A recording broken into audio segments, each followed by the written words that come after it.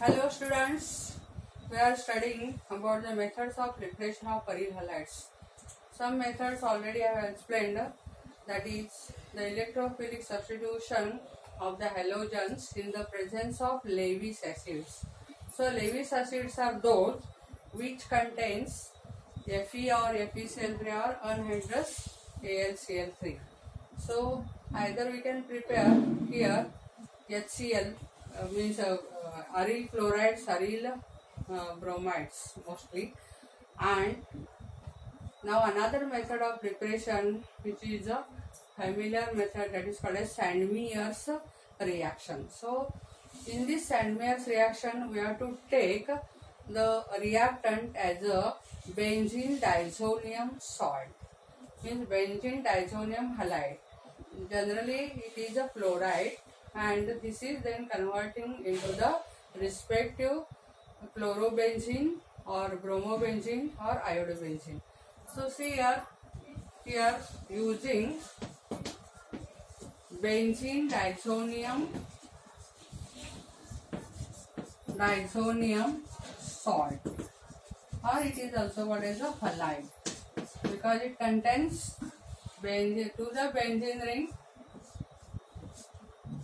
Mostly at the para position, the nitrogens are attached, two nitrogens are attached like this, and any halogen. So this is called as a benzene diazonium salt.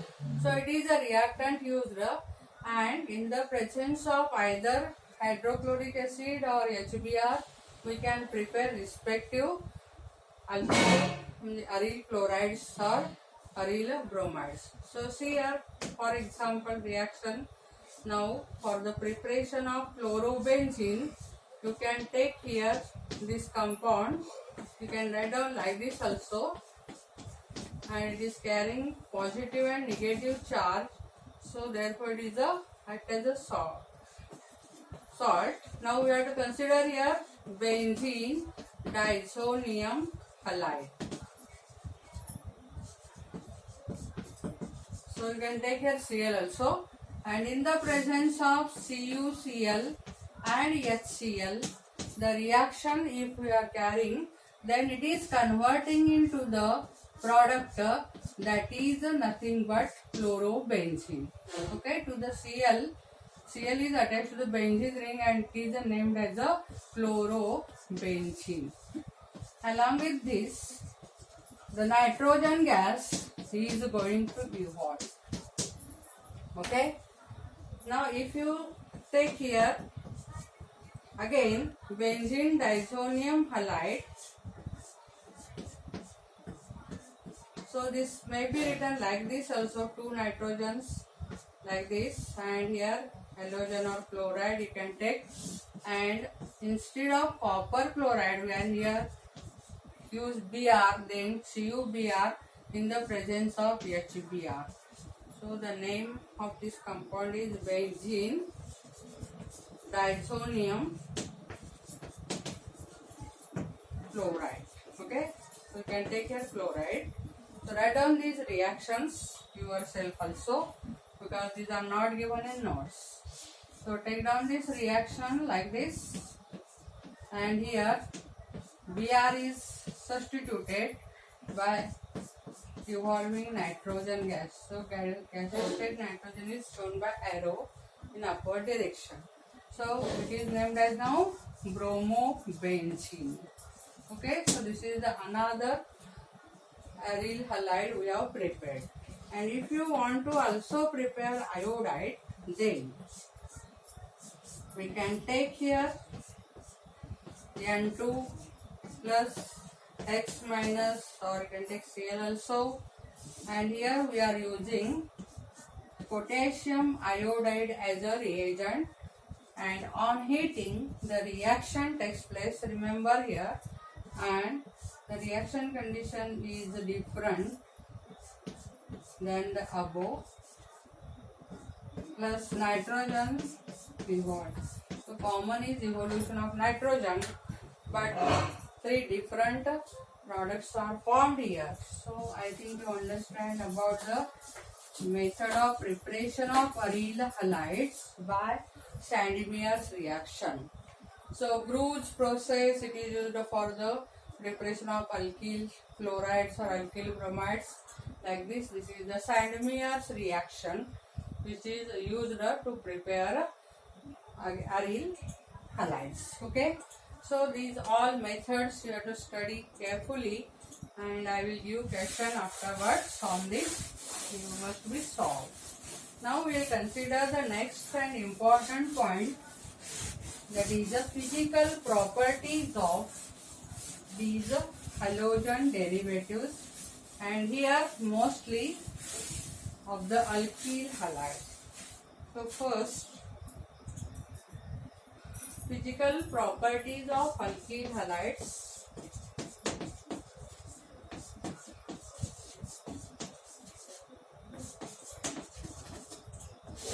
So you know that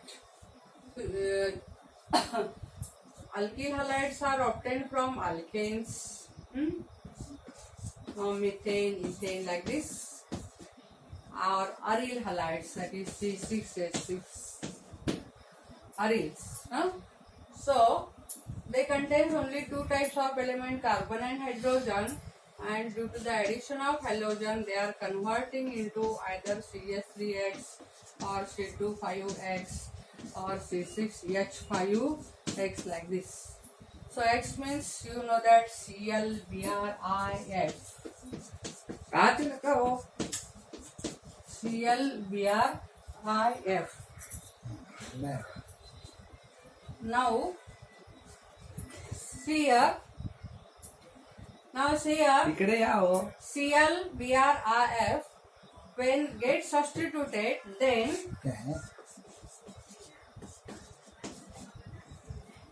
their properties are going to change due to the presence of a new element, that is a Br or chloride, means bromide or chloride, and therefore the physical properties of alkyl halides are different from alkanes. So I think you understand about this. Alkanes and alkyl halide, if we are going to comparative study, then physical properties of alkyl halides or aryl halides are different from their respective parent alkanes or aryls. Now we have to consider here the first property, that is the nature of CX bond. Nature of CX bond. Now C means carbon, and here the valencies of this carbon, three valencies will be satisfied by either hydrogen or any other group, and here is the halogen. So you know that halogens are more electronegative than carbon. What is the electronegativity? Electronegativity means the tendency to attract the electron pair which is shared between the two atoms, carbon and halogen, is more of the halogens as compared to the carbon. And due to that, what happens?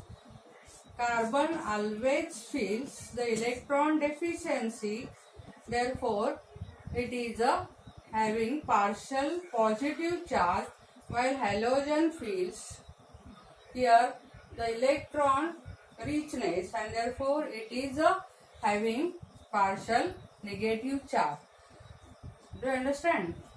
So carbon is less electronegative, therefore its electron pair which is shared between carbon and halogen, you know that all these are covalent type of bonds formed by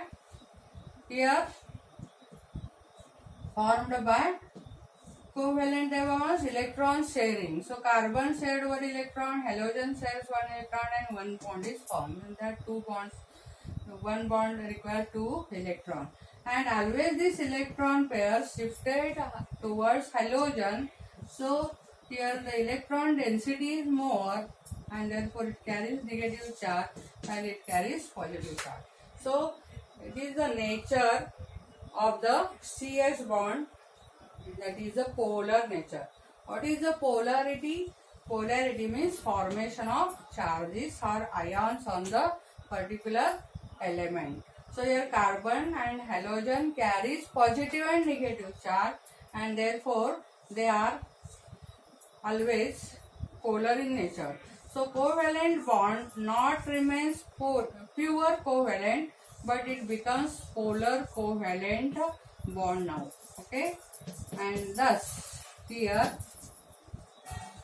halogen or alkyl halides are showing such type of property. Now if you consider here the bond length, then bond polarity or nature of the element halogens which are attached. So halogens are either I told that fluorine, chlorine, bromine and iodine. Here their atomic numbers are going on increasing, like that their atomic size also goes on increasing. So all these factors affect on the nature of CX bond. So you know that fluorine is smallest element while iodine is largest element here. In their last cell, p orbital is having the electrons, and therefore they are also called as the p block elements. So these electrons which are present, if you consider in case of fluorine, it is having atomic number 9 and therefore 2, 7. Means 7 electrons always present in the outermost cell of these all elements, but their atomic number are different. So it is having 9, here 17, 35 and 53. Therefore electrons are going on increasing, the number of cells are going on. It is having 2 cell, it is having 3 cell, 4 cell and 5 cell. So as their atomic size increases, then the electronegativity is slightly going on decreases. Also if you consider about the bond length, if the smallest is the element like fluorine, then its bond length is very less as compared to the Ci bond. So in between C and I, the bond length is more as compared to the CX. So it is going on increasing in such a way that fluorides having the smallest or shortest bond length, somewhat more in case of R, CCl. Bond length goes on increasing from CF to Ci.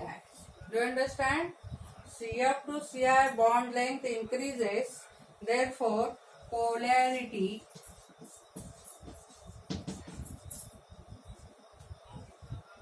increases, polarity decreases. If you consider bond strength, then here it is a stronger bond, while as we go from CF to Ci, it will be weaker bond. So like this here, for to comparative study, if you do, then you can understand that polarity is more in case of CF, while it is less in case of Ci. Like this here, due to the nature of this polar covalent bond, it affects on other properties like boiling point or other properties like the solubility. Such type of properties are get affected. So we have to consider now the next property, that is about the boiling point or melting point of the alkyl halides. So we will consider here the next second property, that is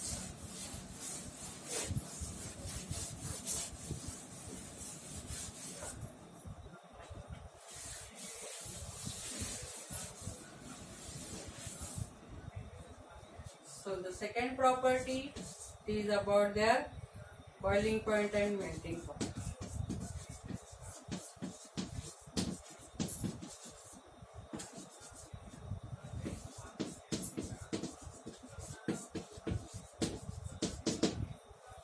We have to compare with alkanes. As compared to the alkanes, alkyl halides have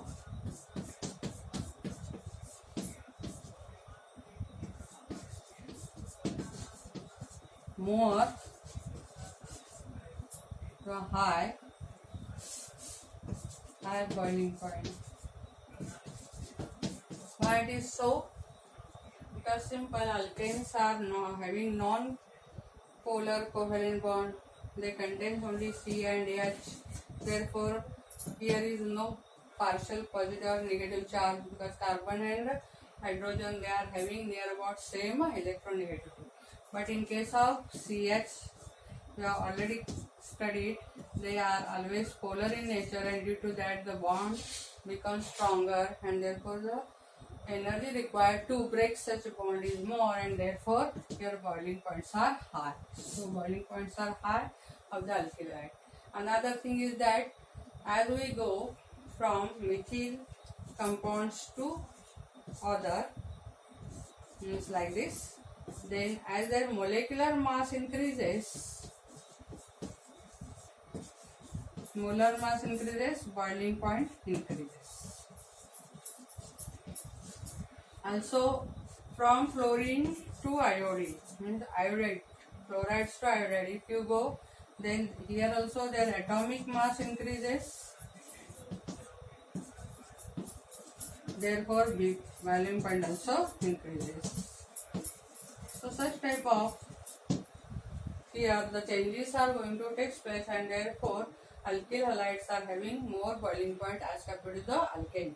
I think I understand. सगळ्यांना लक्षात आलं बघा, alkyl हायड्रेटचे boiling point हे alkane पेक्षा हाय का असतात? तर सगळ्यात महत्त्वाचं कारण म्हणजे त्यांचं जे काही कोव्हॅलेंट बॉन्ड आहे ते पोलर नेचरचं असतं, आणि त्यामुळे ते स्ट्रॉंग असतात as compared to the CH bond only.